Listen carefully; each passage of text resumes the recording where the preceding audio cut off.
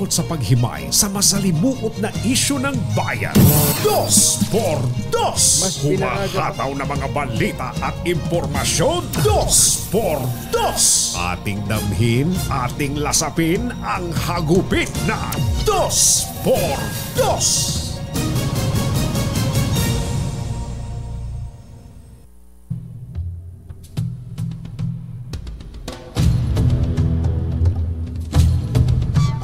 Mabilis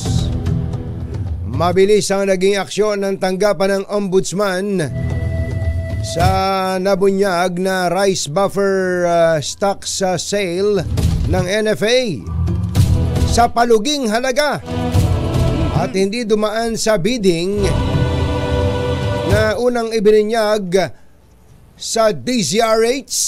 Saan? DZRH! Yo! Ay, teka, saan ba ako? Hanapin mo, pupunta ka muna doon para makita mo yun sa gilid. Sinuspindi Gusto po mo ng... rin nakikita yung mukha mo. Nanibago lang ako, nakatagilid eh. Ay, ganun talaga. Sinuspindi po ng tanggapan ng Ombudsman ng 6 na buwan.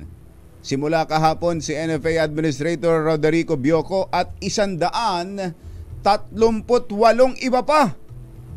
Sa harap ng patuloy na investigasyon sa kontrobersyal at questionableng bentahan ng bagsak presyong bigas. Ayon kay Agriculture Secretary Kiko Tiu Laurel, dapat magsilbi itong babala sa iba pang opisyal dahil mismong ang Pangulong Bongbong Marcos ang nag-utos na linisin ang mga ahensya ng pamahalaan. Bukod kina Bioco at Assistant Administrator for Operations John Robert Hermano, kasama sa sinuspindi ang 12 regional managers, 27 branch managers, 78 warehouse supervisors, habang si Secretary Laurel ang pansamantalang uupong administrador ng NFA. Isyu ng bayan. Katotohanan. Dos por Dos! Pag maitim ang balak, magtago ka na. Dos por Dos! Si Jerry at si Anthony, narito na. Dos por Dos! Hahataw ng todo, urado ka. Dos por Dos! Ang katotohanan, dala nila. Dos por Dos! Walang sinasamba pale, maniwala ka. Dos por Dos! Hataw ng gusto, tol, umasa ka. Dos por Dos! Dos por Dos! Isyu.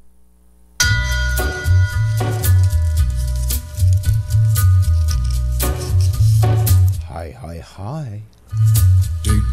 Maganda morning. Magandang umaga, bayan! Ito po si Anthony Taberna. Ito po si Jerry Baha. Muli pong sumasa inyo ang Dos por Dos. Ngayong araw na ito ng Friday! Yuhuu! Kumusta po kayo mga kapuso? Kapamilya? Mga kapamilya, mga kapatid, mga kapitbahay. Hindi namin kayo tatantanan. Ano? Opo. Sana po ay ayos na ayos lang po kayo dyan. Ang importante po ay happy tayo and contented. Ayan, yun ang importante. Yung merong feeling of contentment. Yun ang pinaka-importante kasi kumbatsero ang mga tao ngayon dahil na rin sa advent ng social media, no? Yung bang nakikita nila sa paligid nila, may mga nagpo-post ng mga kayamanan ng mga kung ano man ng mga bago sa kanila. Nila. Yung kahit na pugpug ng tagyawat yung mukha pero makikita mo ang kinis-kinis. Paano? Yung bang pinuputak. Yung bang yung mukhang tinubuan ng tagyawat. Oo, yung pero tagyawat na tinubuan ng mukha. Tapos pagka epinos, para bagang napakakinis. Kutis baby ba? Oo. Dahil sa mga filter. Dahil sa filter. So yung iba naman na hindi pa alam gamitin yung filter, inggit na inggit. Sabi Doon niya, doon pa lang naiinggit na. Sabi, bakit naman ganun? Ako naman lahat ay ginawa ko. Yan ang may papaya. May bayabas. Kung ano-anong may pangkaskas ng kung ano-ano. Ginamit na sa mukha, ganun pa rin. Yung pala, filter lang. Filter lang. Hindi sa lang, cellphone. Hindi lang niya alam gamitin yung filter. Nalungkot na, na-depress pa. Na-depress pa. Ikaw ba, Greg, hindi na-depress? Yan, tingnan mo si Greg, hindi. Yan kasi, hindi kasi nagso-social media yan. Yan, tama. Yung pagsa-cellphone talaga na yan, yung walang bitaw, kumakain, nanonood ng TV. Nanonood ng TV, may hawak bukas ang TV, cellphone. Ay, marami tayo. Kakain, mag-CCR, habang naglalakad. Minsan guilty tayo sa ganun. Tayo mismo, totoo yan. Dahil sa, parang naging habit na natin yun, mga kababayan. Tapos may makikita na kaiinggitan, di ba? May maiinggit. Tapos mayroong namang may bubuisit. Sabi, ito naman nagpost na naman ng bagong sasakyan. Utang lang naman yan. Utang lang naman yan. Ano ba yan? Pinopost pa. Tapos halimbawa hulugan lang naman yan. Nagpapagawa ng bahay yung isang kaklase niya nung elementary. Nakita niya sa Facebook. Nakita niya sa Facebook. Napakaboba niyan. Nangungopia lang sa akin dati yan. May ganun ba? Grabe. Tapos, malamang may ginagawang kalokohan yan. Ayan, ganun. Tapos hanggang sa... Tama lang, nagdadrugs yan eh. Hanggang mag-isa lang siya, iinit na ulo. Pagdating ng asawa, hoy! Bubulyawan na yung asawa niya. Ba't kayong ka lang? Pagdidiskitahan yung asawa. Dahil nga sa nawawala. Samantalang dati naman, okay lang naman siya. Okay lang. Happy naman siya. Yung asawa niya, umuwi ng late pa minsan-minsan. Tapos siya naman ay perming bagong paligo. Yan. Diba? Tapos kahit mainit ang panahon, dati may pay lang yan. Okay, nag-electric fan. Pero ngayon, dahil dyan sa social media na yan, nawawala yung kanyang, tama ka Kumadjer, yung feeling of contentment. Pagka nawala na po sa buhay natin yun, napakalungkot na ng buhay natin. Yan sa pangkaraniwan tao lang. Paano pa kung ikaw ay nasa gobyerno na? Pag ang isang tao ay isang opisyal ng gobyerno na wala ng contentment, hindi na nakukontento kung ano man yung meron siya, naku po, tumatag tayo, bayan. Sa totoo lang, Kumbachero, kapag tiningnan mo yung sweldo, lalo na yung mga matataas ang salary grade sa gobyerno, halimbawa yung director up, Kumbachero, ang gaganda ng sweldo. Maganda. Noong araw, hindi natin nakikita yung mga sweldong daan-daan libo sa gobyerno, tapos may mga kung ano-anong mga extra perks, pa. mga benefits at mga bonuses.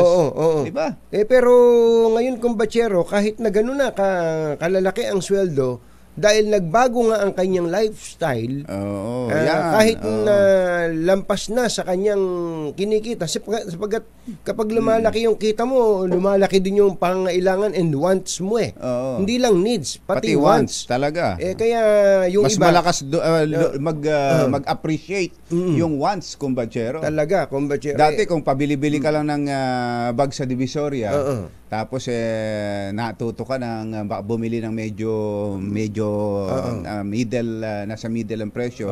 Tapos may mga nakakasama ka na, naka-LV na. Yung Louis Vuitton. Louis Vuitton o mga kung ano.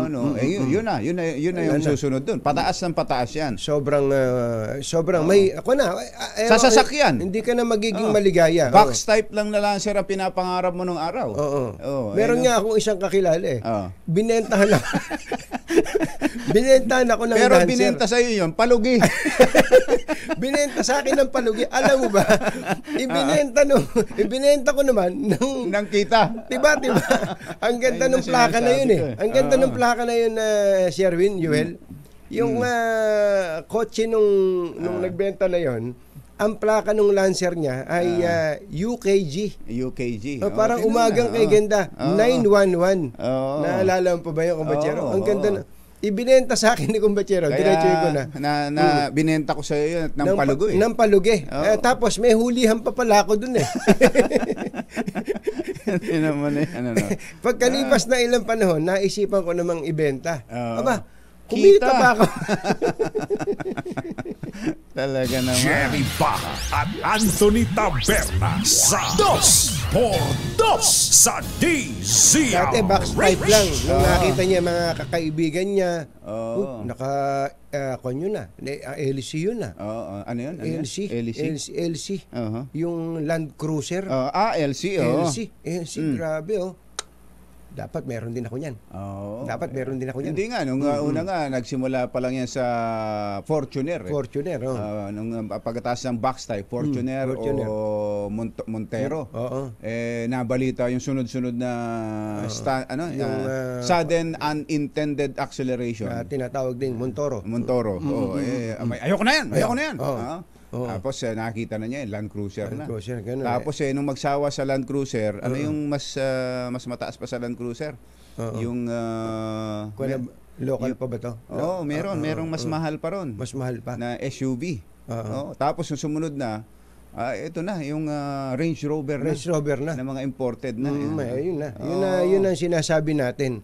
Kaya yan po isang malaking hamon sa atin eh. Kaya ang budget natin, tinan nyo, pataas ng pataas taon-taon. Hindi lang po sa gobyerno. Ang national budget. Hindi lang sa gobyerno to, pati sa bahay natin, lumalaki ang budget. Pero sa national budget, palaki ng palaki. Sukdo lang nangungutang na tayo para pupondahan ang budget natin. Hindi ba palaki ng palaki? Dahil sa hindi po lumiliit ang pangangailangan. Lumalaki ang pangangailangan at ang dami pang naliligwak. Ayun. Katulad nito, ito pong tinan niyo po itong banner story ng mga dyaryo ngayon. Ito po. Yan. NFA Chief, 138 employees suspended over Rice Row. Ito po yung sa Malaya. Ganun din. 139 NFA official suspended. Hindi po ba? Ang lalaking balita nito. Dati hindi pinapansin ng Tempo to. Magpasalamat tayo. Tingnan nyo naman ng Tempo. Pinansin na rin ng Tempo. Rice sales scandal. Hindi ba? Dati mga krimen tinitira nitong Tempo eh. Hindi po ba? Dahil nagdesisyon sila, itabi nyo muna yung mga kriminal na yan. Dito muna tayo sa mga kriminal na nasa gobyerno. Itabi mo. Ako na. Hindi po ba mga kababayan? So, ibig sabihin, at ang NFA, mula yata ng maging tao yan, maging opisina yan, hindi na nawala ang corruption dyan. Ba't kaya ano? Taon-taon na lang, tuwing, kahit magpalit ng administrasyon. Pero ngayon lang nangyari na halos ubos yata yan eh. 139 mga... Sino pa kaya naiwan doon? Mga assistant siguro. Sino ngayon ang pangangasiwaan ni Secretary Chu Laurel bilang administrador? Siya lang pala mag-isa natira. Marami-rami pa naman dahil libo naman na empleyado niyan, kumbachero eh. Pero lahat ng mga opisyal, yung mga opisyal ay top lieutenants, tinamaan po dito mga kababayan. Yung iba siguro sabihin, hindi naman ako, inutusan lang ako eh. Alam po ninyo ang nature ng preventive suspension, kaya po ginagawa yon. Hindi ka naman may kasalanan eh. Hindi naman sinabing may kasalanan ka eh. Doon po sa termino pa lang na preventive, ang lagi pong ang layunin po niyan is to prevent you from influencing the investigation. O kaya tampering with the evidence. Yun po, o kaya sirain mo mismo, o kaya shred mo. Malay, baka biglang isaing ng mga yan yung mga bigas na yun. Hindi ba? Wala na. Sabi, anong bigas? Kanin na yan. Hindi po ba mga kababayan? Kaya ang totoo nun, sino ba may gusto? Kami lang ni Kumbachero dito tatapatin na namin kayo. Sino ba gusto na kayo malungkot? Mga opisyal. Sino ba may gusto na yung pong mga anak ninyo, pamilya ninyo, mabasa sa dyaryo yung pangalan ninyo, maaapektuhan din sila? Hindi po ba, sino ba may gusto nun na 6 na buwan o hanggang 6 na buwan kayong hindi susweldo? Sino ba may gusto nun? Wala po nun. Pero ba't po na umaabot sa ganito? Dahil baka nalalaman na ninyo, hindi pa kayo kumikibo. O kaya ang mas matindi, alam na ninyo, nakisali-sali pa kayo. Ayun, ang mas matindi. Doon sa hindi magandang pangyayari. Pero parehong may kasalanan yun. Alam mo, pero hindi ka kumilos. Tapos andun ka sa same office na gano'n. Talaga. Part ka na. Part ka. Hindi ba meron tinatawag na malfeasance, misfeasance, and non-feasance. Yun. Kaya, gaano man... Mahirap po ito sa parte din ni Ombudsman Samuel Martires. Lagi niya iniisip daw yan May mga pamilya yung mga tao na yan. Totoo May mga pamilya yan. Kaya lang, tungkulin niya bilang ombudsman na maglapat ng ganitong mga desisyon kapag ka may, lalo na kung ang pinag-uusapan ay pera ng bayan na malapit pa sa sikmura ng mga Pilipino ang produktong pinag-uusapan. Isyu ng bayan, katotohanan, 2x2.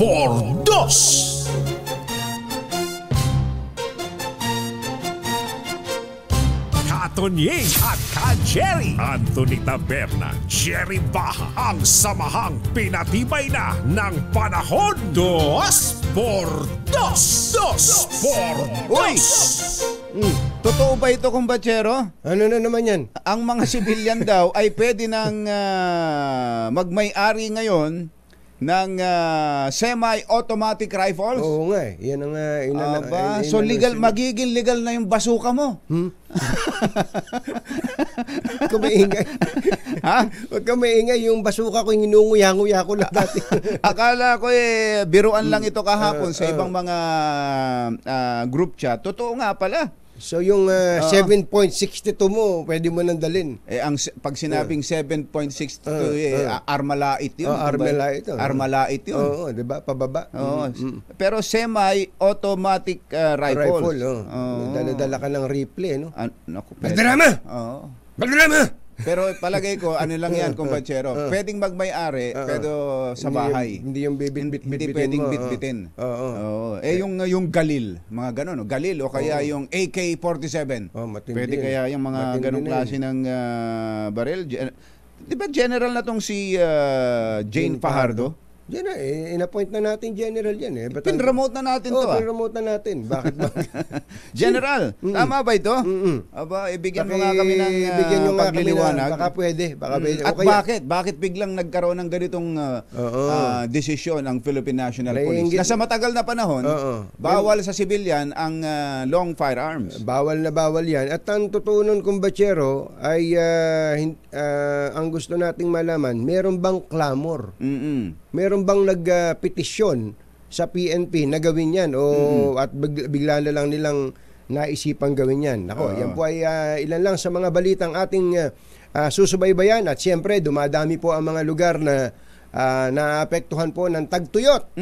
O ito pong El Nino ang tanong meron na bang naiisip ang ating mga magagaling na scientist para sa pag-iimbento ba ng mga uri ng binhi ng palay na kahit na walang tubig pwedeng tumubo at mamunga? Yun sana maganda yung bang makaimbento ng gano'n na hindi mo na, kahit dilig, hindi mo didiligan.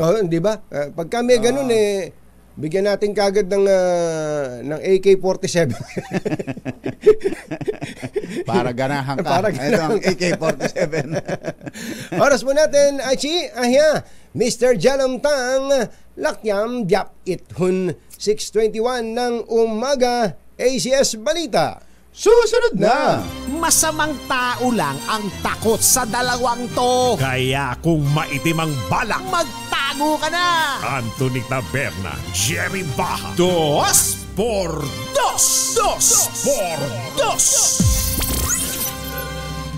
This time check is Balita kasama ang 2x2 tandem Anthony Taberna at Jerry Baha, ACS Balita. Ang programang ito ay hatid sa inyo ng ACS Manufacturing Corporation, ISO certified, maker of world-class quality Pride detergent.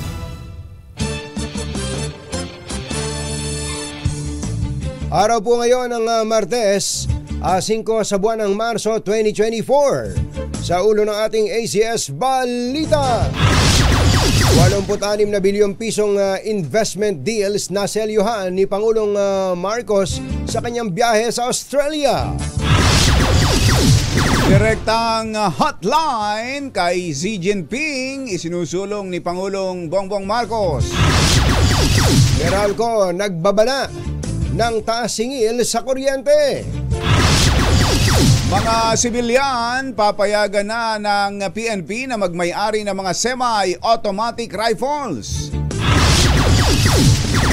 Pastor Kibuloy, pinakakasuhan na ng DOJ ng child abuse at qualified trafficking.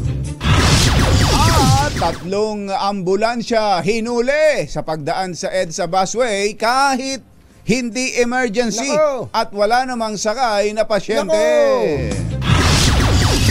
Magandang umaga Luzon, Visayas at Mindanao. Good morning Philippines. Hello world. Kami po ang inyong mga tagapagbalita. Ito po si Jerry Baha. Ito po naman si Anthony Taberna. At ito ang ACS Balita.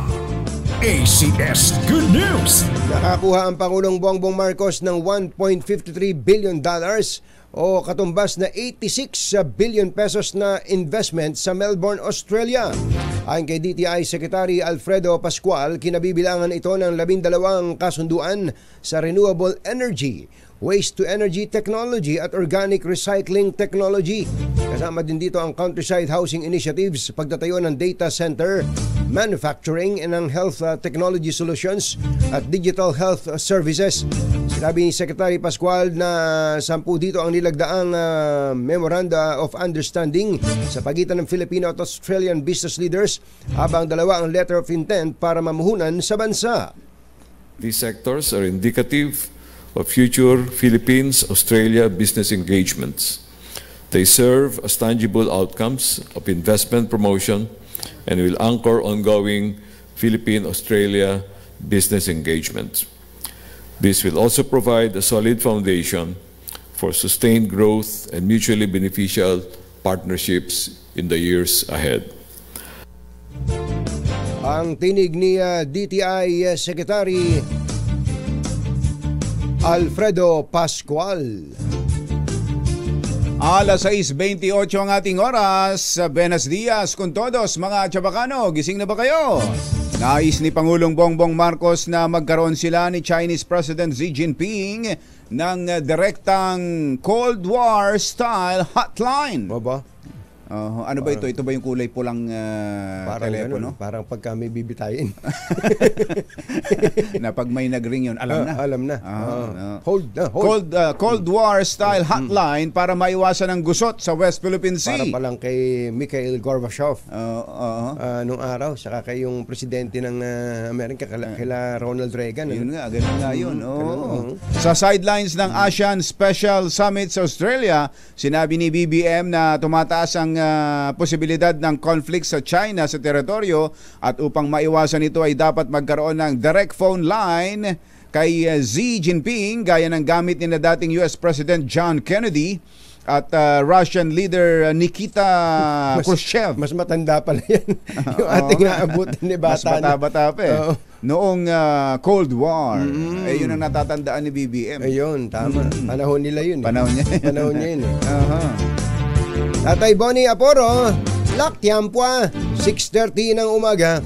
Matapos ang taas presyo sa LPG at gasolina, nagbabala naman ng taas singil sa kuryente ang Meralco.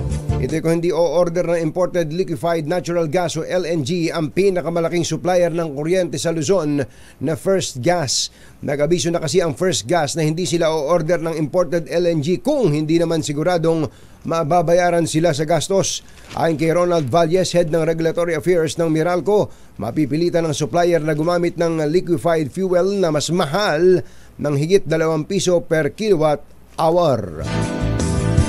Papayagan na ng PNP ang mga sibilyan na magmay-ari ng semi-automatic rifles. Ito ay matapos amyendahan ng ilan sa mga implementing rules and regulations ng Republic Act 10591 o ang Comprehensive Law on Firearms and Ammunition Regulation, at ipatutupad ito matapos ang 15 araw na publication. Ayun. Amendment pala sa batas. Amendment sa IRR. Oo, hindi dahil lang sa ginusto ng PNP chief. Tama. Oo, sa batas pala ito. Nasa batas pala mismo. Nasa batas pala mismo. So, ang inamyandahan nila, yung implementing rules and regulation nung batas. Nung batas. Ayun. Ayan, baka sabihin nyo si Acorda pala baka naman mahilig na gumamit ng semi-automatic rifle yan. Matindi pala yung pati pala mga high caliber na long firearms kumbatsero. Kanina nabanggit lang natin yung Armalite. Yung Armalite. Pati pala yung M14. Ganun. Pwede. Pambira. Ang lakas nun matitindi na yun. Yung sa probinsya, pang buko yun eh. Oo. Yung machine gun. Ayun na nga yun. Machine gun yun. Machine gun pala yun? Oo. Bira. Bira yung machine gun. Paliwanag nga ng PNP yan. Kung paano yan. Pinakakasuhan ni Justice Secretary Jesus Crispin Remulla ng child abuse at qualified trafficking si Pastor Apollo Kibuloy. Sabi ni Remulla, isasampa ang kasong child abuse sa Davao City kung saan nag-ugat ang reklamo sa akusasyon ng 17 taong gulang na babae noong 2011 na umano'y inabuso ni Kibuloy. Habang ang qualified trafficking case naman ay isasampa sa isang korte sa Pasig City. Alas 6:32 ang ating oras. Diyos maray na aga sa Indugabos mga Bicolano. Mata na kamo, gising na. Eto na, 3 ambulansya ang sinampulan at hinuli ng mga tauhan ng Special Action Intelligence Committee for Transportation o DOTR SAICT.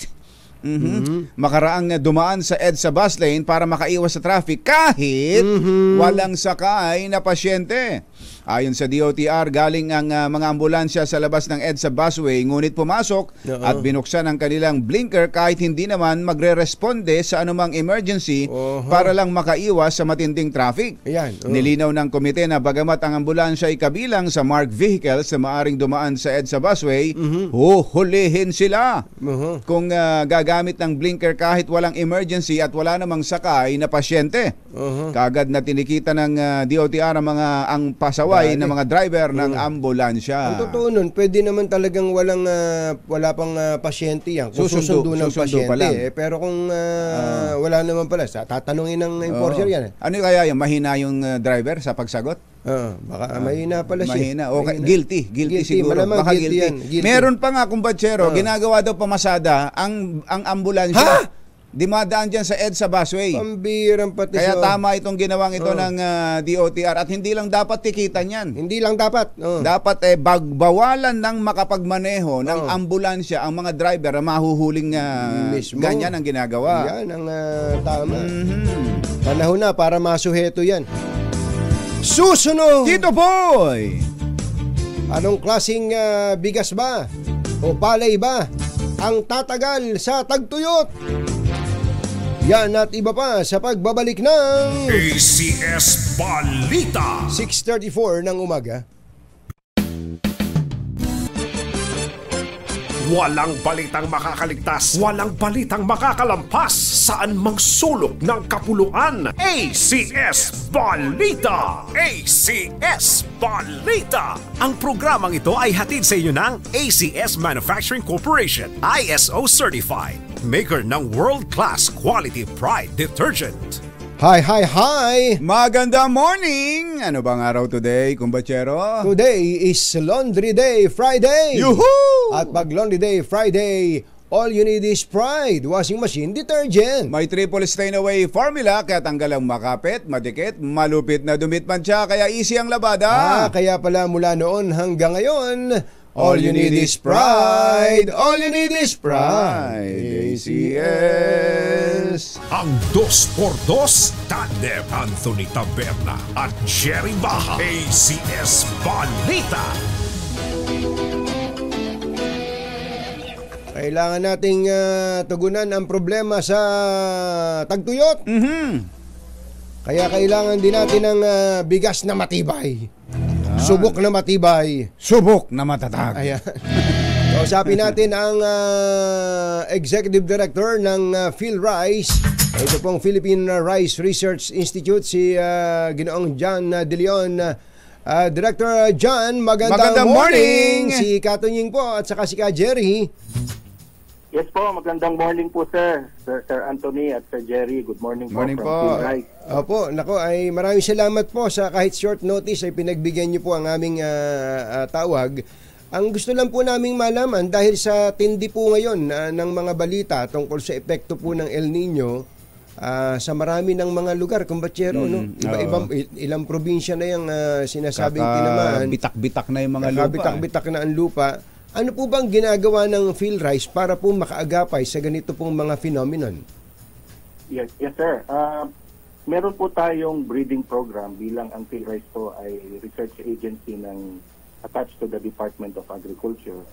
Meron tayong breeding program na dedicated for rain-fed na drought prone ang tawag natin. Ito po yung mga sahod ulan na lugar na karaniwan pag wala ng ulan, ito yung nagkakaroon ng mga drought din.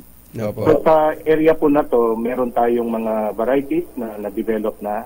Hindi lamang po yung PhilRice ang tumatrabaho sa area na to. Nandiyan din po ang UP Los Baños, kasama din po natin yung IRI na nasa Los Baños din. Yes. Ito pong recent na variety na na-develop natin, ang tawag po dito ay yung RC480. Yun po kasi yung nomenclature sa mga varieties ng rice, yung N6 RC480. Ano po features niyan ng RC480? Opo. Ang particular po nito na feature, unang-una, ito po ay na-breed para po sa talagang rain-fed na nagkakaroon ng episodes ng drought. Ngayon po, kung pwede lang po, ma-share ko lang yung process ng breeding. Sige po.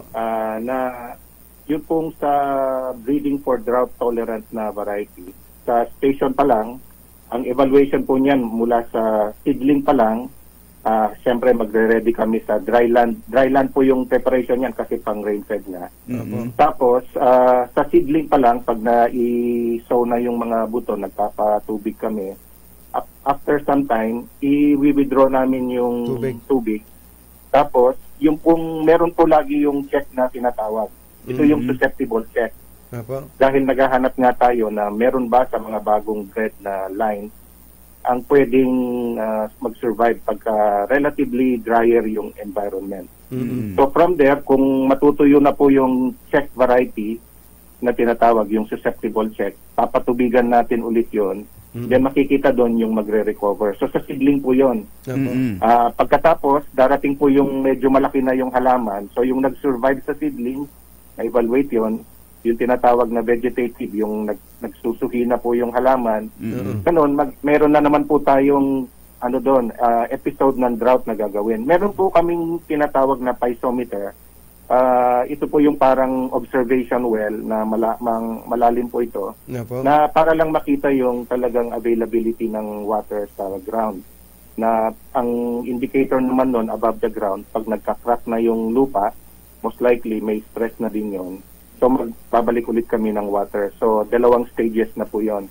Pero sa national trial po natin yung para mag-release ng variety sa mga location po ng drought testing, yun pong sa reproductive stage yung nagbubulaklak na, may bunga na yung halaman, mag-introduce din tayo ng drought episode doon.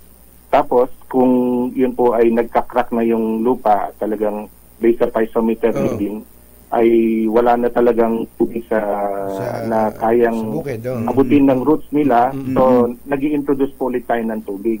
And then, yung makakasurvive doon at saka merong yield na maganda, yun po yung nagiging entry para sa national testing. At for a couple of seasons ng rainy season, tinetesting po yun at kahit sa dry condition. Yun po yung nagiging source natin. Ngayon po, Sir Anthony, Sir Jerry, sa atin pong programa, kasama po kasi yung PhilRice sa RCEP, yung Competitiveness Enhancement Fund. Ang pinopromote po natin na variety for such conditions, yung RC480 nga po. And then meron din po na nakita na magandang variety, originally bred for upland. Ang distinction po natin sa talagang tubig doon. Opo, yung rain-fed kasi, meron pang band yun yung medyo pwede mo pang ipunin yung tubig pag marami. Pero sa yung rain-fed na upland, wala nang band yun sa paligid. So talagang pag bumuhos yung ulan, kaakalat lang yung tubig. Pero may mga variety po, ang pangalan po ng variety, RC27 naman. napansin namin sa RCEP, medyo may pick up siya. Hindi lamang po dun sa upland condition, hindi lamang sa rain-fed, pati po sa irrigated. So may mga ganun po, Sir Anthony, Sir Jerry, na pag Ito po nakita ba- ng ating magsasaka, Mm-mm. maganda siya for sahod ulan, pero sinusubukan din nila kasi may bukid din sila na irrigated. Tinetesting din po. Opo. Sa ngayon po ba, ito ay available na itong RC 480 na nabanggit ninyo at gaano karami na ho ba ang mga magsasaka na gumamit po ng binhi na ito? Yes, sir. Yung pong availability, matagal na pong dinidistribute yung RC480. Kahit po in general, yung mga rain-fed areas, yun po yung target. Pero meron din po kasing mga kahit hindi rain-fed, nakita nila na maganda din sa lugar nila, so sinusubukan sa irrigated. Yun din pong RC27, ganun din po. Yun pong RC480, na-release po yan ng ating National Seed Industry Council, kung hindi ako nagkakamali, noong 2016. So after Tagal na pala, no?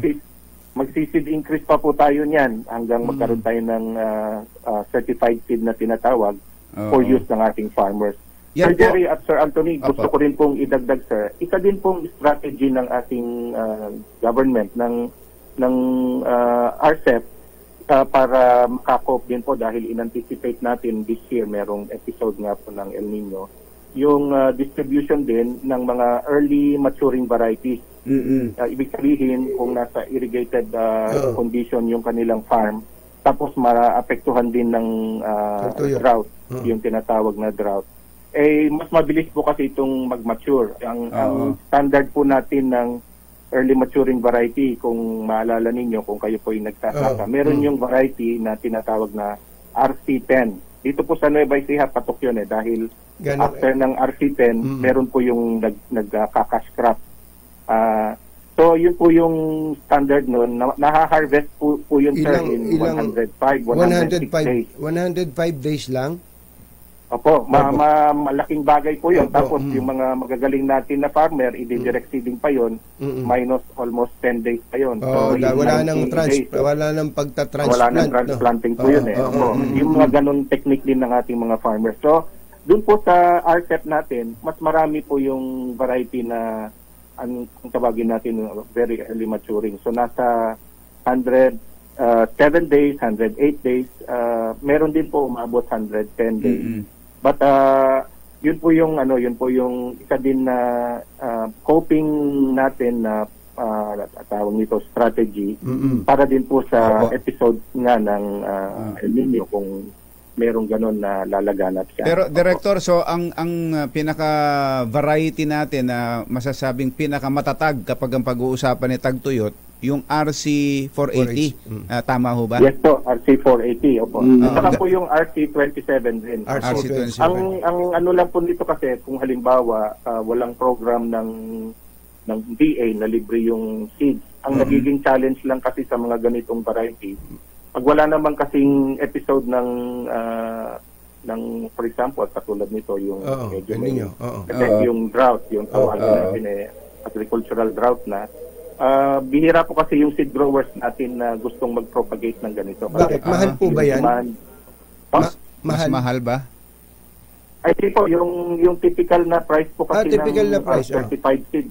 Po, yung 38 pesos per kilo po kasi yun. Opo. So parehas lang. Kung meron kang, kung 20 kilos yung pinamimigay ng RCEP, parang 760 pesos po yung isang bag ng 20 kilos. Pero Director, yung po bang anin nito? Gaano kalaki ang anin yan sa isang ektarya? Opo.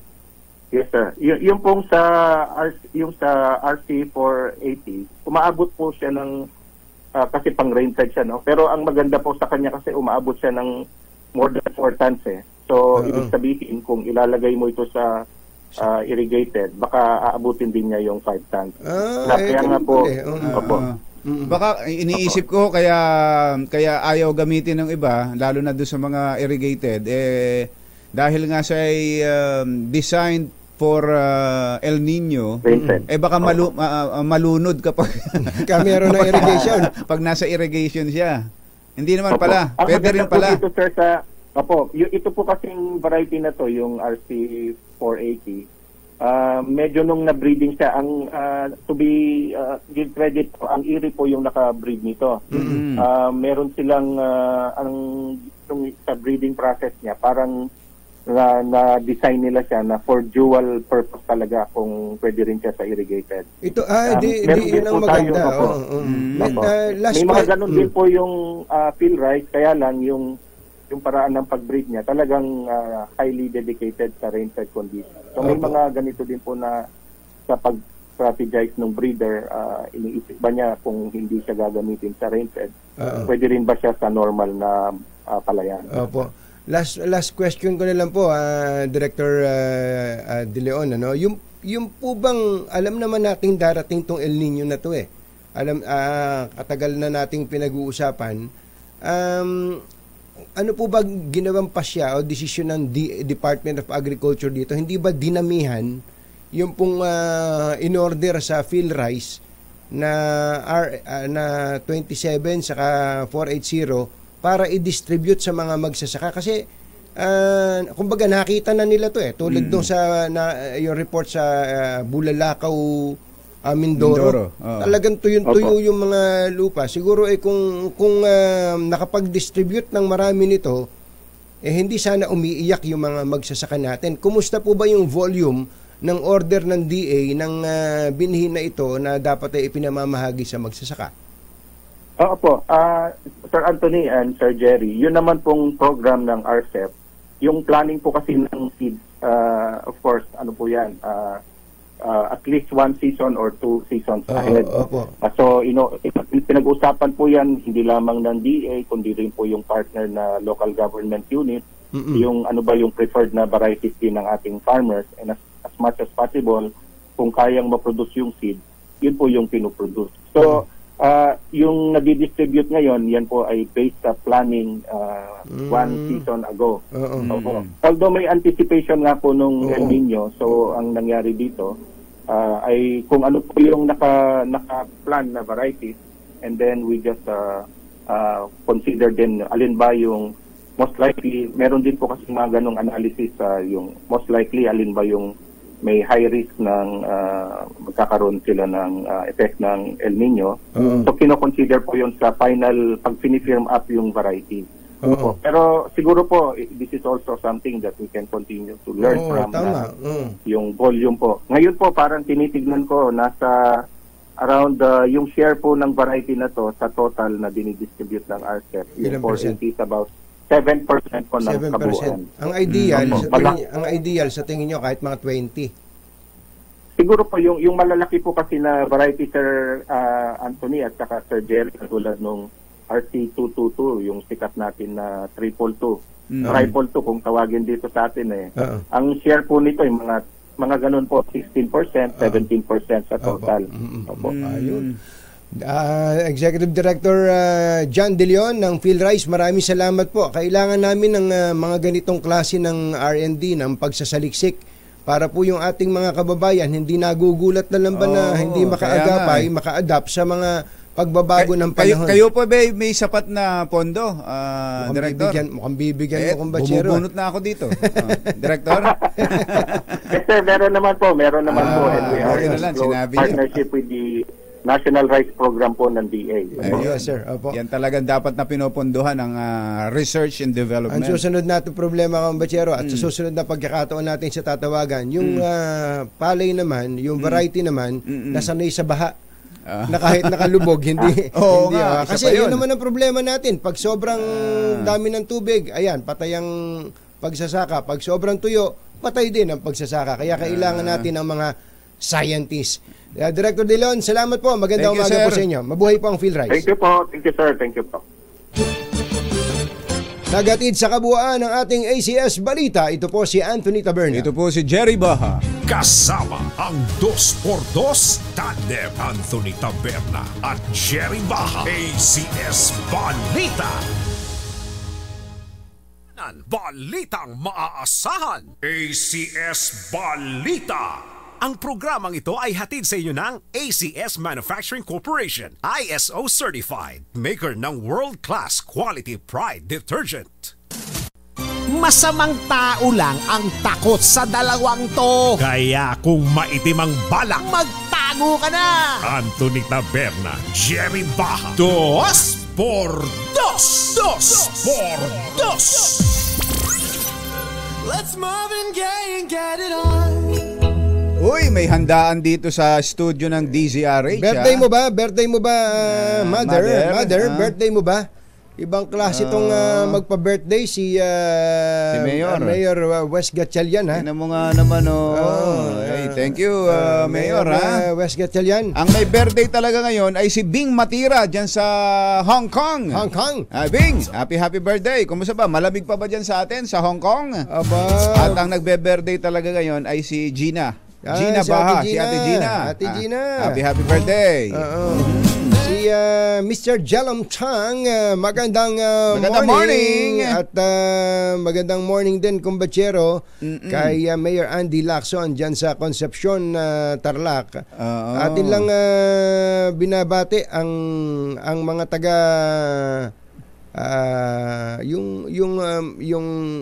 yung grupo ng mga nagsipagtapos o mga alumni ng Mapwa.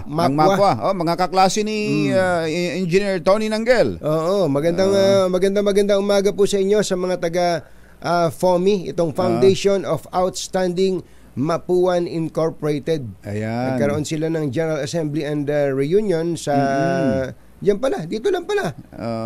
Nung Sabado. At congratulations sa mga nabigyan ng parangal.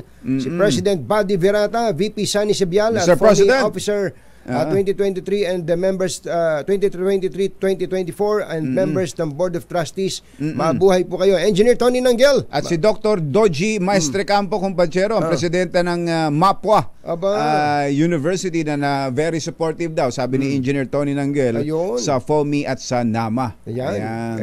Kailangan natin yan. At si Congressman Edgar Sarmiento, nakatutok din sa atin, pati si former Mayor and Congressman Mel Sarmiento. Ayan mga gandang umaga po sa inyo. Marami din kayo napupulot sa amin, no? Ayusin nga natin yung kwelyo natin, no? Si Baron Ben Basiao, Ben Basiao, Bok, happy birthday. Binabati ka ng buong PMA Maringal Class of 1988. Yung nagtatanong kung nasaan ang Pangulo. Nasa Australia pa Down po. under. Ang Pangulo, tumingin-tingin lang kayo sa baba, andyan lang po ang Pangulo, down under. So, marami tayong taga-subaybay sa Australia, kumbachero. Mga sumusubaybay sa pamamagitan ng Facebook at sa pamamagitan ng YouTube. Mga kababayan nating mga Pilipino na matagal na naninirahan sa abroad, sa iba't ibang bansa. Pero, hindi nakakalimutan ng Pilipinas. Yung iba kumbachero dyan, kinailangan lang talaga na magpalit ng citizenship sapagkat yun ang angkop na desisyon sa panahong iyon. Pero tama ka, yung pagka-Pilipino hindi nila iniiwan at hindi kinalilimutan. Hindi malilimutan. Masamang tao lang ang takot sa dalawang to. Kaya kung maitim ang balak, magtago ka na. Anthony Taberna, Jerry Baja. 2 por 2. 2 por 2. Meron palang ginawang desisyon ang PhilHealth, kumbachero. Wala nang hindi na tayo bibigay ng contribution. Hindi raw mag-i-increase. Pero ang PhilHealth, kumbachero, ay di ba nag-increase na nitong nakaraan? Ang PhilHealth hindi muna tinuloy. Hindi tinuloy. Sa pag-ibig ang naitaas na. Ang pag-ibig ang naitaas na. Ito kumbachero, hinihiling, maganda to maganda yung sinasabi ni Governor Helen Tan, palibasa isang doktora. Ang sabi ni Governor Helen Tan ay dapat reviewin ng Kongreso ang polisiya ng PhilHealth sa Z-Benefit Package availment. Ang tanong niya, kumbachero, lahat ba ng may breast cancer eligible for Z-Benefit? Kailangan daw po talagang ang dami pala niyan, kumbachero. May mga cancer na hindi nakaka-avail ng mga benepisyo galing sa PhilHealth. Ito po, si Speaker Martin Romualdez, sinihimok din po ang PhilHealth na palawakin o expand yung breast cancer benefit coverage pati sa mga early detection nito pong breast cancer na sakit. Oo. Oo. Maganda yan, ano? Oo. Ngayon pala itinaas na sa 1.4 million pesos ang Z-benefit package ng PhilHealth para sa breast cancer. Para sa breast cancer. Pero breast cancer lang kaya? Kaya nga, dapat yung iba pang mga... Dapat isama na yung iba pang klase ng cancer. Oo. Maganda tong, actually, dapat pagtuunan talaga ng pansin. Ang sabi nga niya, ay ganito, while increasing the benefit for breast cancer patients is a commendable step, we Pongpagong must not overlook the importance of early detection in saving lives. Prevention. Importante ho yung early detection. Kasi pag ang sakit, ito, pansinin ho nung mga ayaw magpapa-check up, di ba? Naging, lalo na ng mga may edar na. Ayoko. Malalaman ko pang may sakit ako. May ganyan may ganyan talaga. Matatakot pa ako. Ang daming ganyan. Ganyan din ako. Ang hindi alam natin, ng marami sa atin, pinaka-importante ho yung early detection. Para habang nandun pa lang sa stage na pwede pang gamutin, maliit pa ang gastos sa gamutan, hindi pa gaanong masakit sa katawan at sa bulsa, maaagapan na yung sakit. Halimbawa, kung ang sabi nila, stage 4 na yan. Medyo mabigat na laban doon. Matindi na yun. Kaya, Governor Helen Tan, sige po, tatanungin natin sa PhilHealth, yung tanong ninyo, lahat ba ng may breast cancer eligible dito sa Z-benefit package na to? Sasagutin po natin yan pagkalipas lang ng 2 taon. Kauna-unahan sa Pilipinas.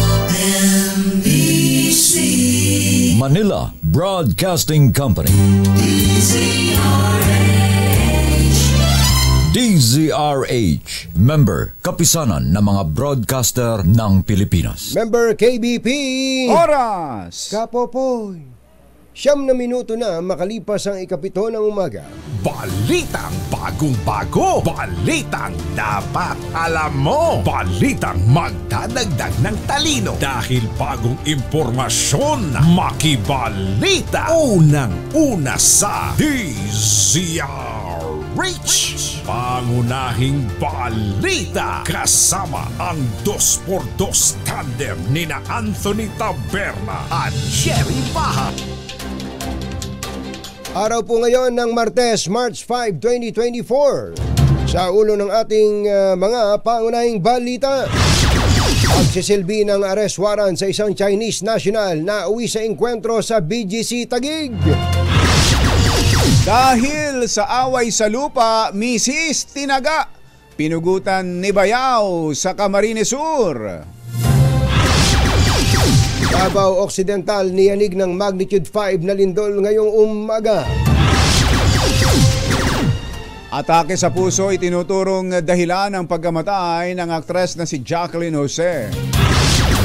Pangulong Bongbong Marcos kabilang sa itinuturing na most influential leader sa Southeast Asia. At NFA Administrator at 138 iba pang opisyal ng NFA sinuspindi ng Ombudsman ng 6 na buwan. Magandang umaga Luzon, Visayas at Mindanao. Good morning Philippines. Hello world. Kami po ang inyong mga tagapagbalita. Ito po si Jerry Baha. Ito po naman si Anthony Taberna. At ito ang Pangunahing balita.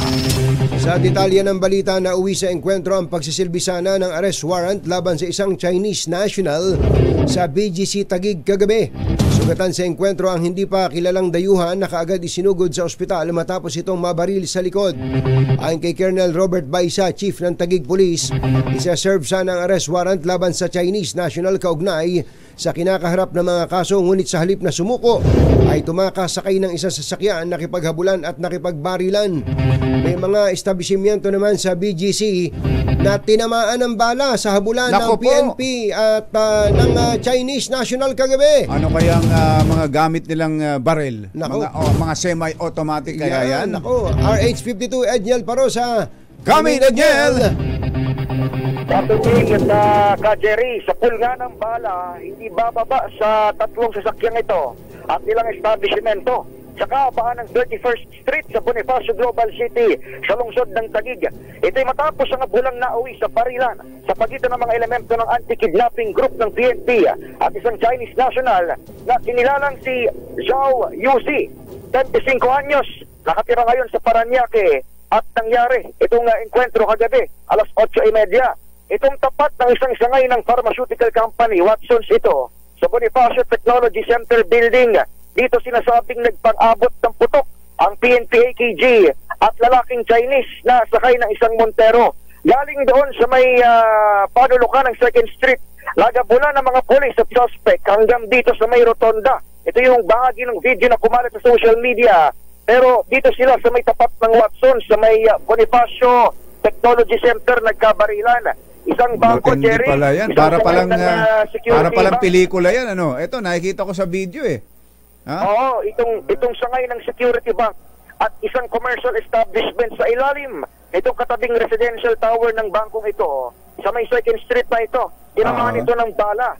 Kita nga sa ating video ng DZRH News, yung pagtagos ng tama ng bala doon sa fiberglass ng bangko hanggang sa mismong ATM machine na nasa loob nitong nasabing sangay. Pero swerteng hindi nasira itong makina at hindi rin naman na-disrupt yung pasok ng mga trabaho o pasok sa trabaho ng mga empleyado rito. Kausap natin si Colonel Robert Baisa, hepe ng Taguig City Police kanina lamang, at kinumpirma niyang hindi bababa. Sa tatlong sasakyan pa ang tinamaan ng barilan kagabi. Nasa St. Luke's Hospital na itong suspect, itong 25 anyos na Chinese national, na tinamaan din ng bala sa kanyang likuran. Pero wala naman sa critical na kondisyon. May mga warrant pala ito sa charges of deceit, resistance and disobedience to an urge o agent of a person in authority at unjust fixation. Sabi ni Baisa, rumesbak lamang sila doon sa tawag ng BGC Police matapos nang mauwi rito sa Taguig yung habulan ng PNP AKG at ng Chinese national na nagsimula pa sa isang surveillance sa Makati. Pakinggan natin ang bahagi ng kanyang pahayag. Paabot lang doon. Sinurveillance siya, nag-start pa ng Makati. Makati. Dito siya sinerva ng warrant, tapos tumakbo siya, tumakbo yung sasakyan. Kaya marami na damage. Sa pinakahuling report na tinanggap ng DZRH sa Taguig Police ngayon lamang, naisampa na pala yung ilang reklamo sa Department of Justice. Sangkot din itong Chinese suspect sa kidnapping for ransom ng isa pang Chinese national na si Jan Kun noong Desyembre 22. Para sa unang-unahan sa Pilipinas, DZRH, ito si Edniel Parrosa. Tuloy-tuloy sa pagbabalita, tuloy-tuloy sa serbisyo. Sama-sama tayo, Pilipino. Thank you, Edniel. Alas 7:15 ang ating oras. Patay ang isang 54 anyos na ginang matapos pagtatagain at pugutan pa ng ulo ng kanyang sariling bayaw dahil sa away sa lupa sa Goa, Camarines Sur. Paliwanag ng suspect, nagdilim ang kanyang paningin nang makita ang hipag na si Vicky na puputulin ang linya ng tubig sa kanilang fish pond. Sinabi ng hindi kinilalang suspect na kumuha siya ng itak at pinagtataga ang biktima bago pinugutan ang ulo. Itinapon ng suspect ang ulo ng biktima 15 metro ang layo mula sa pinangyarihan ng krimen. Niyanig ng malakas na lindol ang Davao Occidental pasado alas 5 ng madaling araw kanina. Ayon sa PVOX, tumama ang magnitude 5 na lindol sa kanlurang bahagi ng Abad Santos, Davao Occidental. Tectonic ang pinagmula ng pagyanig na may lalim na 169 kilometers. Umabot po sa intensity 3 ang pinakamalakas na pagyanig na naramdaman sa Don Marcelino, Davao Occidental at Malungon, Sarangani. Kumbensido ang pamilya ng multi-awarded actress na si Jacqueline Jose na walang foul play sa pagkamatay nito. Ayon kay PNP spokesperson Colonel Jane Fajardo, hindi pa sila maaaring maglabas ng iba pang detalye dahil humingi ng privacy ang pamilya ng aktres. Kinumpirma ng anak ni Jacqueline na si Andy Eigenman na atake sa puso o myocardial infarction ang ikinamatay ng kanyang ina. Si Jacqueline Jose ang kauna-unahang Pilipino na nanalong Best Actress sa 2016 Cannes Film Festival para sa mahusay na pagganap sa Ma Rosa. Kinilala ng Lowy Institute of Australia si Pangulong Bongbong Marcos bilang isa sa mga most interesting, influential at closely watched na leader sa Southeast Asia. Ayon kay Lowy Institute Executive Director Michael Fulilove, patunay sa krusyal na papel ng Pangulong Marcos bilang leader ang kanyang talumpati sa Australian Parliament. Binanggit din ni Fulilove ang mga pagbabago sa Pilipinas sa nakalipas na 18 buwang pamumuno ni Pangulong Marcos. Partikular na anya ang mas pagiging determinado ng presidente na depensahan ang soberanya ng bansa. President Marcos has emerged as one of the most interesting, influential and closely watched leaders in Southeast Asia. Many of us watched your address to the Parliament last week, Mr. President, and I'm very much looking forward to your remarks today. If there's anyone who thinks that individuals don't matter in politics, I'd invite them to look at the changes in the Philippines in the past 18 months, in particular the way that Manila has become so much more determined to defend its sovereignty. Yan po ang tinig ni Lowy Institute Executive Director Michael Fulilove. Alas 7:18 ang ating oras. Sinuspindi ng Ombudsman ng 6 na buwan si Administrator Roderico Bioco at 138 iba pang opisyal at empleyado ng NFA dahil sa rice scam. Ayon kay Agriculture Secretary Chu Laurel, kabilang pa sa mga sinuspindi si Assistant Administrator for Operations John Robert Hermano at ilang opisyal sa mga regional offices. Si Laurel muna ang pansamantalang mamumuno sa NFA upang hindi maantala ang serbisyo at mga proyekto ng ahensya. Matatandaang pinakalkal ni Secretary Laurel sa panel of investigators ang bagsak presyong pagbebenta ng mahigit sa 180 milyong bag ng NFA rice sa 2 trader na hindi dumaan sa bidding. Alas 7:19 ng umaga, susunod! Dito boy! Nako, good news ito. Mga magsasaka, bibigyan ng pera ng gobyerno. Good news nga yan. Good news yan. Hindi lang farm inputs to, pati cash, kumbatsero. Cash? Ano ba yan? Tupad ba yan? Tupad? Hindi ito. Iba to. Ayuda ba yan? Ayuda yan? Hindi ito ayuda, kumbatsero. Para ganahan yung mga magsasaka na magtanim. Ayun. Yan at iba pa sa pagbabalik ng Pangunahing balita. 7:19 na umaga.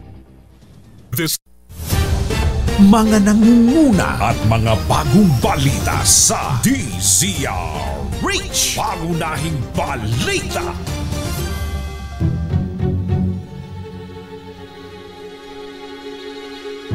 Ang top story po ngayon, mga kababayan, ay ang tungkol po sa pagsuspende ng tanggapan ng Ombudsman sa 139 na mga opisyal ng National Food Authority. At ang dami rin pong balita ngayon tungkol sa problema natin sa tagtuyot. Kaya kanina nakausap na natin ng field rice Kumbaga puro malapit sa sikmura ito, kanin itong pinag-uusapan po natin. Nahanapan natin ng ginagawa ng ating pamahalaan para makaagapay ang ating mga magsasaka sa ganitong mga klase ng problema. Ngayon, kumbatsero, makakausap pa naman natin yung may tangan ng tubig. Ayun na nga. Alamin nga natin. Ano na sitwasyon ng ating mga sakahan. Nasa linya po natin si Administrator Engineer Eduardo Guillen ng National Irrigation Administration. Administrator, magandang morning! Si Katunying po at saka si Ka Jerry. Hello po, magandang morning po. Katunying, morning po. Opo. Una po naming itatanong sa inyo, kumusta na po ba ang mga patubig natin? Gano'n na po ba kalaki ang epekto ng El Nino sa daloy ng tubig na dumadaan po sa mga kantarilya ng NIA o NIA? Dito po sa amin sa NIA, sir, as expected doon po sa aming cropping calendar planning, na foresight naman po namin yung mga areas po na tatamaan. Ano po? Opo. So, nakapaghanda naman po tayo at katulad po dito sa dito po sa Upris, yung alam naman natin yung Pantabangan Dam natin, talagang kulang ng tubig, ano po. Opo. Ang naging vulnerable area po namin diyan, umabot po ng 60,000 hectares. Pero awa naman po ng Diyos, 7,000 lamang po ang hindi namin napatubigan. Pero hindi po ibig sabihin na pag hindi namin napatubigan, hindi na po kumita yung ating mga magsasaka, ano po, kasi yung mga na-project po namin na hindi mapatubigan ay nag-high value crops naman po sila. 7,000 dyan pa lang ho sa mga sineservisyohan ng Upris 7,000 hectares. Yes po sa iyo, please. Yan po ang hindi na patubigan. Yes po. Sa may Mindoro naman po, sa may Bulalakaw, may mga 90 hectares naman po. Ang maganda lang po sa amin sa NIA, medyo napaghandaan po namin ito po at ang approach naman na ginawa ng ating Pangulo rito ay yung tinatawag na holocation approach. So, hindi lamang po NIA ang tumutulong sa ating mga farmers. Nandiyan din po ang DOLE, DSWD, para po sa iba pong pwede nilang pagkakitaan. Pero nagsisimula pa lang yata tayo sa El Nino. Nagsisimula pa lang ho ang summer natin. So hanggang ilang libong hektarya ang nakikita ninyo talagang maapektuhan, Administrator? Well, doon po sa projected natin noon. Kasi ang NIA po ay merong kaming 1.3 million hectares na napapatubigan. Irrigated. Doon po sa ating kaya po ay noon nagsisimula itong yung planning namin nasa 20% po ang maapektuhan po. Pero again meron kaming technique na tinatawag na yung alternate wetting and drying system, kaya po marami po ang nabawas doon sa ating vulnerable areas. So at ang kagandahan naman po nito dahil kapag El Nino ay dry season, sumisipa po pataas yung yield ng ating mga farmers. Kagaya po yan sa yung sir. Nag-average po sila ng mga 8 tons dyan 8 tons per hectare. May additional siyang 3 tons per hectare? Yes sir. Kasi yan ang kagandahan po pagka dry season talagang mataas po ang yield ng ating palay. Kumbaga po, nako-compensate ng mas mataas na yield yung pagkawala ng papatubigan o pagkabawas naman ng tubig dun sa mga ibang taniman natin ng palay, ano? Tama po. Kaya po confident po kami magsasabi na yung NIA area, yung irrigated area po ng NIA ay tumaas pa po ang ating total production. Ayun pong El Nino po. Yun po kasi ang ipinapangamba. Actually, kaya po namin kayo minadaling tawagan. Napapanood po namin sa mga balita yung mga video ng mga lupa ng mga sakahan na bitak-bitak na. Yung bang suko na yung mga magsasaka natin at hindi na po mamumunga yung kanila pong mga naitanim na palay. Dapat po natin kasi malaman, sir, na nasa 60% lamang po kasi ang irrigated area po natin doon sa National Irrigation Master Plan ng NIA. Ano po? Yun po ang So, marami pa po ang hindi irrigated, sir. So, ito po siguro yung mga nakukuhanan po ng picture po. But although meron din kaming mga tinamaan sa NIA, kaya lang po talagang na-control po namin. Sa ngayon ho ba, ilan pa yung mga projected ninyo na kailangan malagyan ng mga linya, malagyan ng mga irrigation canal, Administrator? Doon po sa National Irrigation Master Plan na based sa 3% slope, ay meron pa pong mga mahigit 1 milyong hektarya, ano po. Pero nung gumawa po kami, kasi 3%, tandaan po natin, nasa 3% slope lamang po yan. Pero dahil unfair naman na hindi natin limunin at pagsilbihan itong ating mga magsasaka sa upland community. At pagawa po kami ng Regional Irrigation Master Plan at kinonsider namin up to 30%.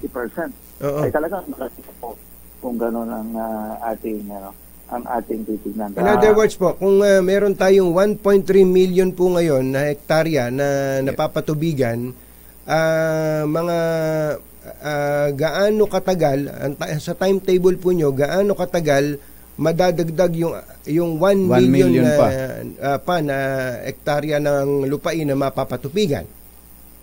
Well, kaya sinabi ko lang yung estimate ko kung sana lang, pero around 200 billion na pondo ang NIA yearly doon po sa mga proposed na project po. Abutin lamang po ito ng wala pa hong 10 taon. Matapos po natin yung 1 million hectares na po yan. By the way, ang kailangan po natin na hectares para tayo maging rice sufficient. Dito po sa rate natin na 4.1 tons lang per hectare, nasa 500,000 hectares po. So may 500,000 hectares tayo, rice sufficient po tayo. Sa 4.1 na ani per hectare. Pero ilang cropping season po 'yon? Dalawa po yun. Dalawang cropping season. Kaya, So sa 500,000 hectares 1.3 lang na tayo ngayon, di ba? ay magiging self-sufficient na pala tayo. yes sir, kasi ang inaangkat natin bigas is nasa may 3 million metric tons. Ano po? Ay yung 500,000 hectares is nasa 5 ano po yun? Nasa 5 million metric tons din po na palay. So kung gawin mong bigas, tama na po yun. Sasapat na po yun, sir. So sa ngayon pala, sa 1.3 hectares natin na irrigated, sapat-sapat na, sobra pa, Administrator? Ganun ba ibig niyo sabihin? Kung ano lamang po sana sir, hindi sir, ibig sabihin doon sa 1.3 kung may madagdag lang ng 500. Okay. Kala ko, medyo na-excite po kami ni Kumbachero dun eh. So, ang sinasabi nyo, additional, kung meron tayong total of 1.8 million hectares ng irrigated, bastante na tayo. Self-sufficient na pala tayo at 4.1 tons per hectare na ani. Opo, kaya po titignan nyo yan. Kung sana man lang, baka 6 tons tayo per metric ton ngayon doon sa ating 1.3 million hectares. Ayos na rin. Ayos na rin po tayo. So, kailangan po natin sanang itaas yung ating yield. Ano po? Opo. Ito po isa nasasakupan lang yung iya to. Opo. Hindi talagang kaya natin eh. Kami po ni Kumbachero dito, para kaming siramplakan. Naniniwala kami na kung tama lang ang magiging diskarte sa agrikultura, hindi natin kailangang buhayin ang mga magsasakang Vietnamese, Thai at Indian. Hindi natin kailangang maging number 1 rice importer sa buong mundo. Administrator, kayo po ba sang-ayon doon sa pinagmamayabang namin na yon? Sang-ayon po ako sa fact, meron kaming gagawin i-twist namin ng kaunti sa NIA itong sistema natin para tayo makaani sana ng 2 cropping sa dry season. Kasi yung isang cropping po ng NIA, sumasabay ko sa sahod ulan, yung tagbagyo ba? Itong June, ganyan. Pagka yung cropping mo kasi ng June, July, ka na ng bagyo na.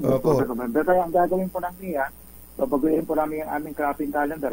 Sisimulan namin magtanim ng October, tapos February, ganyan, mag-aani, March, tapos aani ulit ng June, July. In that way ma-increase natin yung cropping intensity. So ito rin ang isang paraan para ma-maintain natin yung rice sufficiency, yung number of times na magtanim tayo. At saka dapat i-secure natin yung production natin sa walang bagyuhan. Ito pong October to June. So ang magiging cropping season po natin, Administrator, sa mga sako po ng NIA ay October, umpisa ng October, ani tayo ng Pebrero, tanim uli ng Marso, ani ng Hunyo. Yes sir, June, July. Tapos meron na po kaming ngayon, testingin po namin. Sige po. Meron kaming 40,000. Ay, taga muna pala, bago nyo lang ituluyan. Kanina kasi binanggit ko, mamimigay kayo ng hindi lang farm inputs, pati ng pera. Nga po, yan po ba yung binabanggit yung contract farming? Tama po yan, sir. Ito po ay nabigyan po tayo ng pondo ng Kongreso para ito po ay simulan. Kaya itong March, simulan po namin. Itong March. Meron po kaming initial na target area po na 40,000 hectares. So, very simple lang naman po ito. Paano ba sistema ron? Contract farming. Sige po. Sige magkano pala pera? Magkano itong pera dito? 3.4 billion. 3.4 bigay. Malaki Opo. Okay. Tapos ang inyong pilot area ay 40,000 hectares. Tama po 'yon. 40,000 hectares po. Shortcutin ko lang. Sige po. Gapol tayong oras. Sa 40,000 hectares, ang kwenta kasi namin kung ang makukuha ang parang hindi naman bibilhin but yung matatanggap ng farmer po namin na pera galing sa NIA, yung maabot po ng around 20 pesos po ito, 20 pesos per kilogram, at ang hanapin naman namin sa kanila is of course yung 40,000 hectares is 5 tons, so 200 million metric tons po yun, sabihin na natin na mahigit kasing kalahati ang yield, ang bigas. Kalahati na lang. 50% na lang ang maging bigas doon sa palay. Sige po. Tama po. Di may 100 million metric tons at ibenta lamang namin po ito ng 42 pesos sa aming kadiwa sa NIA. Ay meron pa kaming 4.2 billion. Kikita po kami ng 200 million. At yung pong 100,000 na sinaibibigay mo sa farmer sa 5 tons ay malaki na po yun, sir. Actually, ang average po na kinikita ng ating mga farmers dyan is 60,000 na. So may additional na silang 40,000 doon. Ang sistema lamang po namin sa unang sa pagtatanim nila, magbibigay po kami ng farm inputs na worth 30,000. Ano po?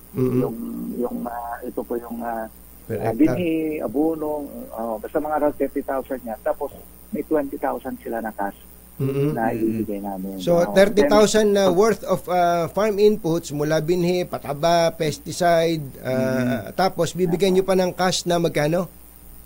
20,000 po per hectare. 20,000 per hectare. Pero ang pagbigay po nila ng 5 tons sa amin, ibibigay namin yung remaining na 50,000. So 100,000 po makukuha sa amin sa 5 tons. Per hectare. Kayo na mismo bibili. Ganon, parang ganon. Kayo na mismo bibili.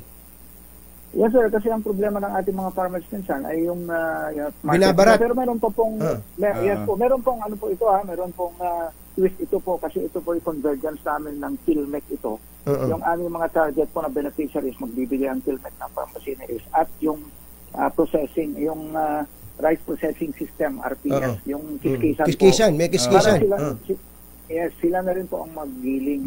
Sa bigas po nabibili namin. So, yes po. So, yung whole value chain ng rice production, mapupunta lahat sa farmers natin. Yung value added na 20 pesos ay pupunta lahat sa kanila. Maganda yung ano. Bachero, yan yung pinag-uusapan natin matagal na. Yan ho yung matagal na namin binabanggit na marami tayong mga magsasaka na walang kakayahan talaga na bungkalin o taniman ang kanilang mga lupa. Ito yung contract farming na tinatawag namin. Ang tanong ko, Administrator, nasa mandate ba ng National Irrigation Administration itong sistemang ito?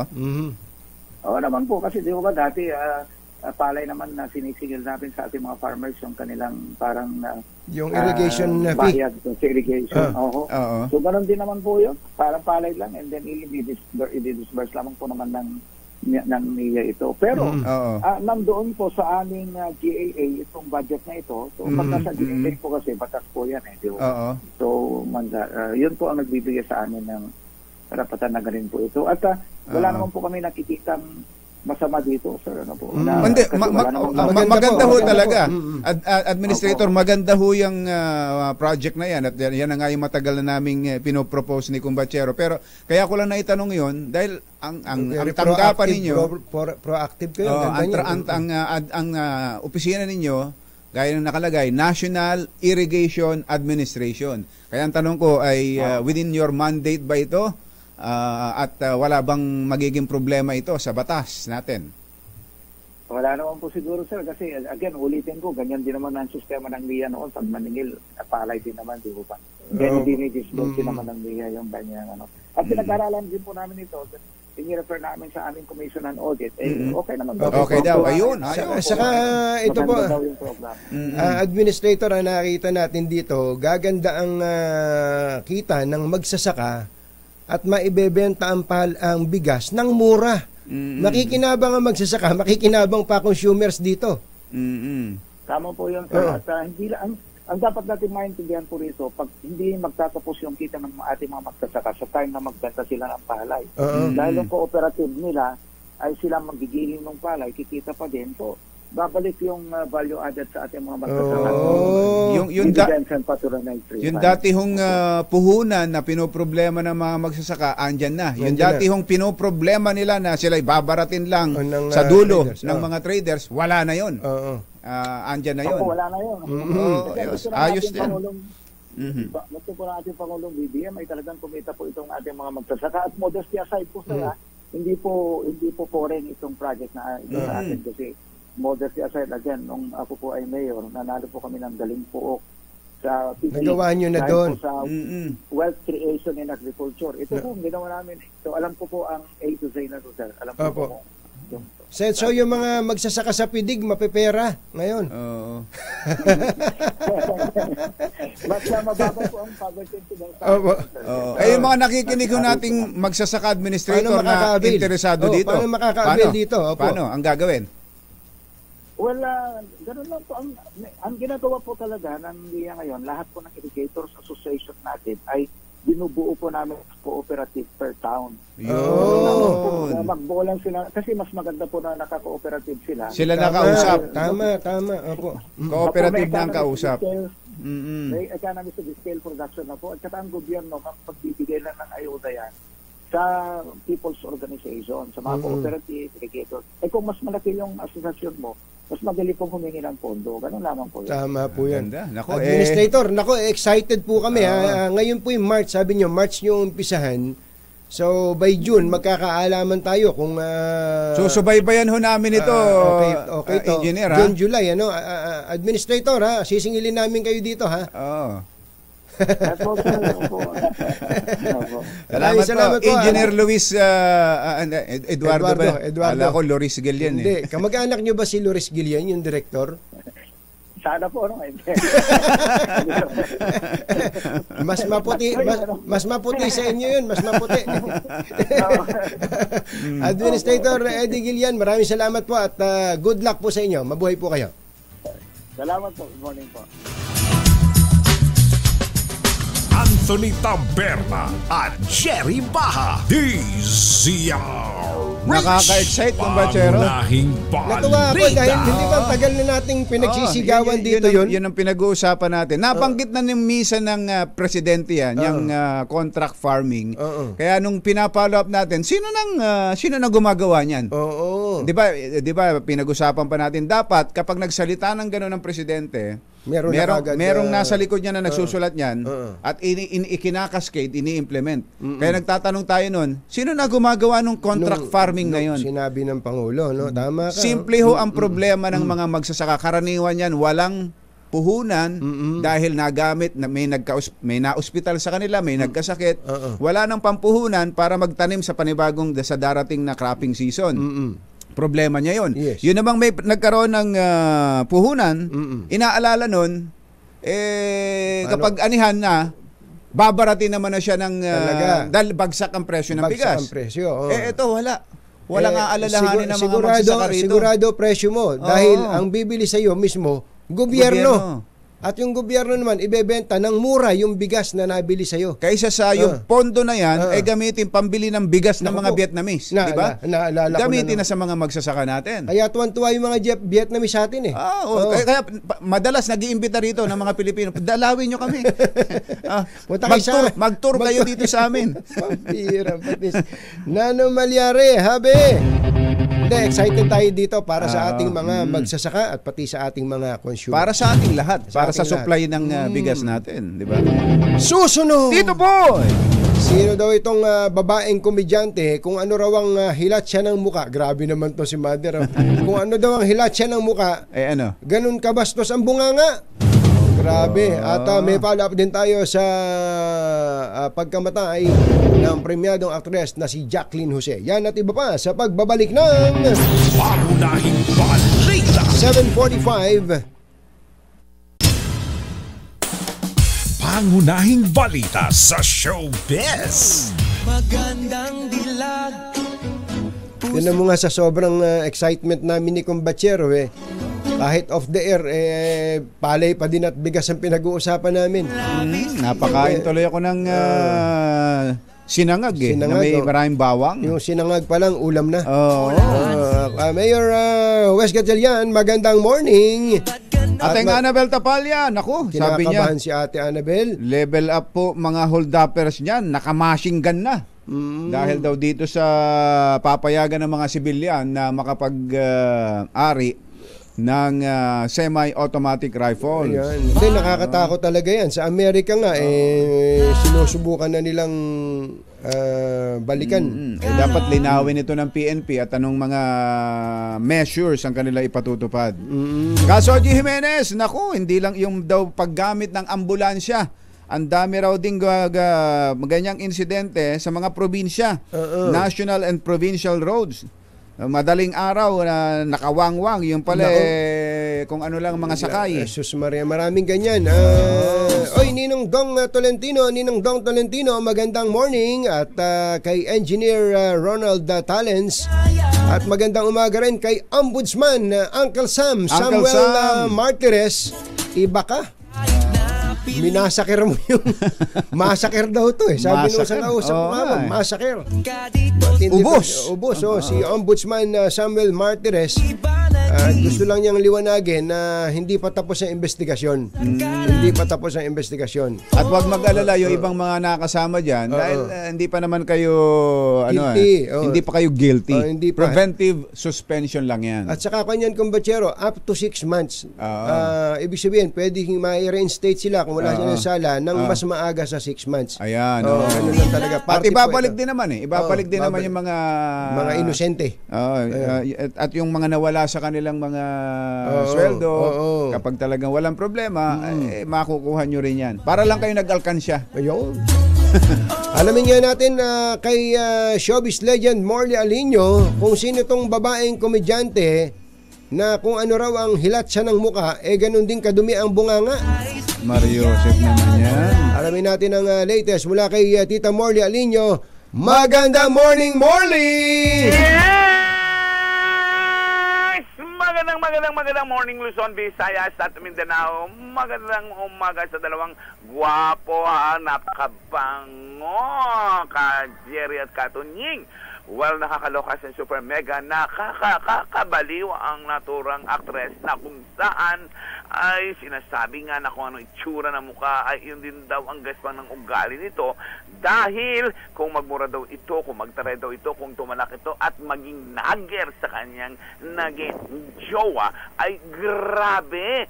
Ibang klase daw ito kung magsalita at talaga daw machine gun ang bibig nito na walang tigil na kung ano ang mga pinagsasabi kaya narinding araw ang naturang asawa kaya naisipan nitong hiwalayan na ang naturang actress na piling ng marami ay bitter dahil hanggang ngayon ay talak na rin ang talak ng ito laban sa kanyang asawa pero sa totoo lang love niya pa ang kanyang jowa pero dahil sa kanyang pagiging talakera ay tuluyang iniwan na siya at wala nang balak pang makipagbalikan ang naturang guwapong naging jowa. Ang naturang actress. Sino? Sino yan? Tinatanong ni nakabantay si Doc Tony Liachon. Pagbutihin mo yan. Pagbutihin mo. Si Ate Irene Messina tinatanong, may apelyido ba yung babaeng yan? Ayan, ha? Parang naubusan ng apelyido ito. Ganon. Sa talak siya ng talak, nakalimutan niya na maglagay ng apelyido sa pangalan niya. Ang naturang actress na talak ng talak. Yan. Parang pangalan lang talaga para siyang isang, paano ko ba sasabihin to? Parang kang pag may mga mga laborer kapag sa bahay nagmamartilyo, mga ganon ang kadatingan. Iyan ang ating DCRH Showbiz Status News. Ito po ang inyong RH47. Morley Alinio, tuloy-tuloy sa pagbabalita, tuloy-tuloy sa serbisyo. Sama-sama tayo, Pilipino. Babu! Thank you, Tita Morley. Puntahan lang natin si RH5 Val Gonzales. Nandun siya sa burol ng premyadong aktres na si Jacqueline Jose sa Arlington sa Araneta Avenue. RH5 Val Gonzales, come in, Val! Jerry at Anthony, kagabi nagsimula ng burol ng batikang aktres na si Binibining Jacqueline Jose dito sa Arlington Arlington na municipal Arlington Memorial Chapel dito sa Araneta Avenue dito sa Quezon City. Baka may funeral water din diyan, ha. Kanina kausap ko yung duty manager nitong Arlington na Anthony. At binabanggit nitong si Sir Bong na off limits muna dito sa mga miyembro ng media itong viewing ngayong oras na ito. Pero doon sa mayroong inilagay na media room malapit lamang sa labi ng Arlington. Pagpasok dito sa main entrance ay ilang mga bulaklak yung nakahilera dito na mayroong mga pagpapahayag ng pakikiramay sa namayapang aktres. Kabilang sa mga bulaklak na ito ay galing o mula kay Binibining Arnie Enriquez, kay Ivana Alawi at maging yung Dreamscape Production. Ito yung production na film company na namamahala dun sa isa sa programang kung saan ay lumalabas itong batikang aktres. Samantala, Jerry Anthony, naniniwala naman itong pamilya ng batikang aktres na si Jacqueline Jose o Mary Jane Santa Ana Gut, kartunay na buhay, na walang foul play sa pagpanaw nito. Ito, Jerry Anthony, yung inihayag nitong si PNP Public Information Office Chief, Police Colonel Jim Fajardo, sa isinagawang press conference sa Campo Crame kahapon. Ayon kay Colonel Fajardo, pumiling na rin ang pamilya ng namayapang batikang aktres ng privacy at wag nang pag-usapan pa itong detalye ng pagkamatay nito. So ngayon, wala pa rin detalye, Jerry Anthony, sa kung kailan ang libing ng namayapang si Miss Jacqueline Jose. Mula rito sa Arlington Memorial Chapel, dito sa G. Araneta Avenue, Quezon City. Para sa kauna-unahan sa Pilipinas, DZRH, ako naman, Val Gonzales, tuloy-tuloy sa pagbabalita, tuloy-tuloy sa serbisyo. Sama-sama tayo, Pilipino. Thank you, Val. Uy, baka meron ng diferensya mga bubong ng bahay nyo. Ito ang panahon para magpalit ng bubong. Meron po tayong bubong na maaasahan. Gawa sa state-of-the-art technology. May aluminum na. May pintura pa. Now available na rin sa pre-painted tiles pan. Para sa eleganteng bubong na matibay na, makulay pa, mag-Cherry Loom pre-painted ka na! Ang tanong!